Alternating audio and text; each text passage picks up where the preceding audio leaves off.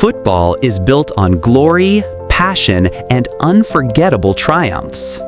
But every once in a while, this beautiful game shows us a side that's painful, raw, and impossible to forget. Moments that break millions of hearts, moments that unite the world in silence, moments that remind us that behind every goal, every celebration, and every headline, there are real people, real families, and real tragedies. Today, we're stepping into the stories that shook the world of football to its core, the moments that left players crying, stadiums silent, and fans around the world unable to hold back their tears. These are the most emotional moments in football history. Sometimes, emotion doesn't come from tragedy, but from a goodbye that never should have happened. The Barcelona press conference room was full, but silent. Cameras pointed toward a man who had carried the club's dreams for nearly 2 decades. Lionel Messi walked in, and before he could even sit down, the tears began falling. It wasn't just a transfer. It wasn't just a contract. This was the end of a lifetime. His wife handed him a tissue as he tried to speak. Every pause, every breath, every shaky word was filled with years of memories. It was the hardest moment Messi had ever faced. And then something bizarre happened. Someone who attended the press conference claimed to have taken that tear-soaked tissue. They placed it online with a price tag of $1 million, arguing that Messi's DNA inside it could one day be used to clone him. The internet exploded. People were shocked, others were amused, and one model even bid over $800,000 just to pose with it. Ridiculous or not, it proved one thing. Messi's pain was so powerful, even his tears became news. But not all heartbreak happens on the pitch. Jack Grealish's emotional moment came from something darker, something that targeted him not as a player, but as a person. Jack loved posting photos with his dog, simple moments, happy moments, but behind one picture, something terrifying was unfolding. Criminals had been watching him. Online, Jack often wore luxury watches, Patek Philippe, Rolex, Audemars Piguet. The collection on his wrist was worth over $1 million. Then, when he bought a new mega mansion, its renovation blueprints leaked online. The criminals had everything: the map, the entry points, and the exact location. On December 27, 2023, while Jack was playing against Everton, they struck. They broke in, set off alarms, and still escaped with his entire watch collection. Helicopters searched the skies, police combed the area, but the thieves vanished. Jack returned home to chaos. All he could do was release a heartbreaking message describing how violated he felt, how traumatic it was, and how the greatest year of his football career suddenly meant nothing. He ended with one hope: that the criminals would be caught before they hurt another family. And through it all, Jack stayed strong.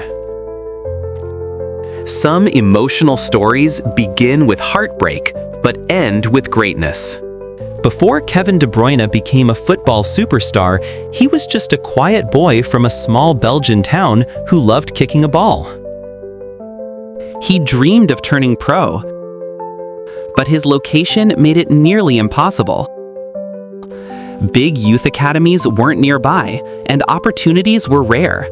Eventually, he had to do one of the hardest things a young kid could face: leave the home he knew to chase a dream. Well, I moved away from my parents when I was 14. First year I was in that big school where you sleep overnight with every people, and then luckily the second year I went to foster parents. I thought everything went alright. In the end of the year, I'm fine. People never had to go to school for problems, discipline, I'm fine. The year is over. I say goodbye to the foster parents. It should have been simple. But when he went to stay with another family as part of a football program, they suddenly told him they didn't want him anymore. I come home and my parents were like sad, crying, and I'm like, what's wrong? The foster parents don't want you to come back anymore. I'm like, why?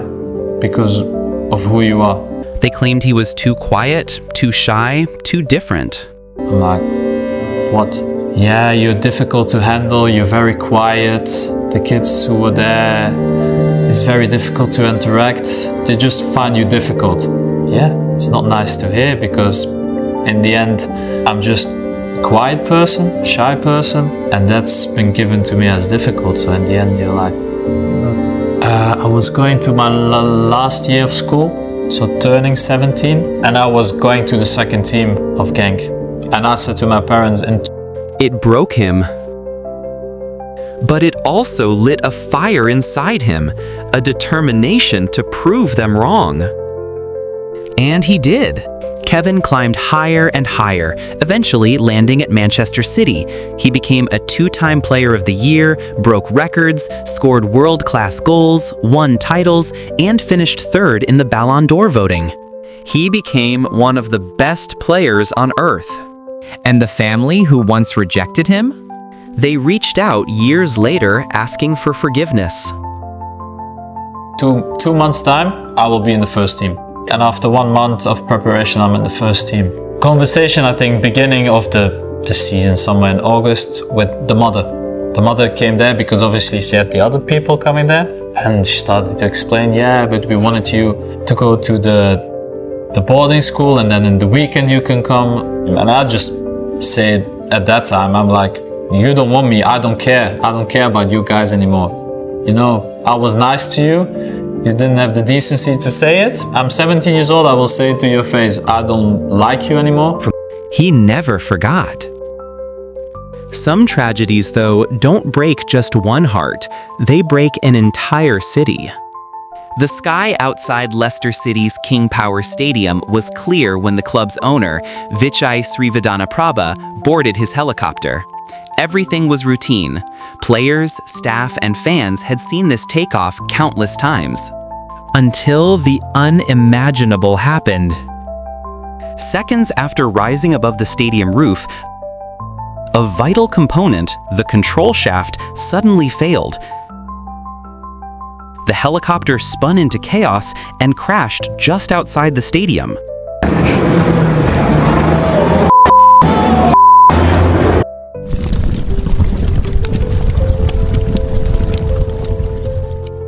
The impact was catastrophic. The owner, 2 staff members, and both pilots were killed instantly. The news spread across the world. The BBC has been told the owner of Leicester City Football Club was on board the helicopter that crashed and burst into flames just minutes after taking off from the King Power Stadium last night. Fans gathered outside the stadium through the night, leaving flowers, scarves, letters, and anything they could offer. Many broke down as they spoke about the man who had rebuilt their club and given them belief again. Just thoughts of everybody on board, you know, the pilots, the family, everybody. It's just the thoughts for them and their families, really, first thing. It's just terrible because they're such nice people, really genuine, humble people that care for the community and for the club and the people. It's just terrible. Jamie Vardy was seen wiping tears as he placed flowers at the memorial. Players stood together, broken, knowing they had lost more than an owner. They had lost family. Leicester City used their next match to honor him. Banners rose across the stands. The big screen lit up with his image. The stadium fell into a silent, heartbreaking tribute. When Leicester scored, the celebration wasn't for points or glory. It was for him, the man who changed their lives. 55 on the clock, and how much does this goal mean to Demarai Gray and Leicester City Football Club?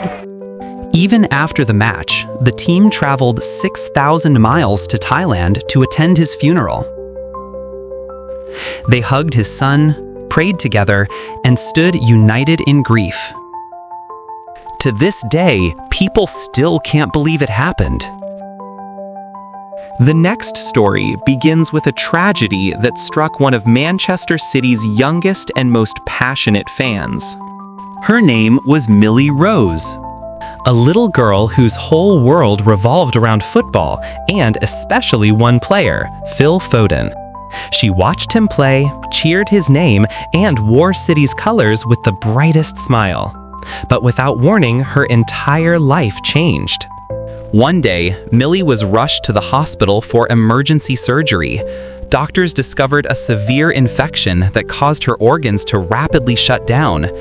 No matter how hard they tried, they couldn't save her. She was just 6 years old.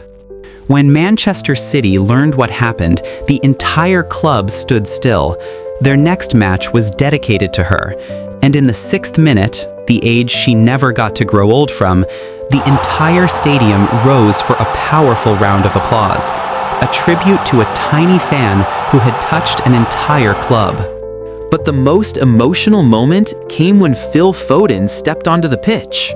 Comes in, keeps on coming in, keeps on coming. That is a brilliant goal. One of the best of the season. Phil Foden drifted in from the right-hand side. After scoring a stunning goal, one he knew she would have screamed for, Phil pointed to the sky and kissed his hands, a quiet message sent to somewhere far above the stands. After the match, he shared the photographs of the celebration, writing only what mattered most. And for a moment, millions of football fans felt exactly what he felt. Football isn't just a sport, it's a collection of human stories.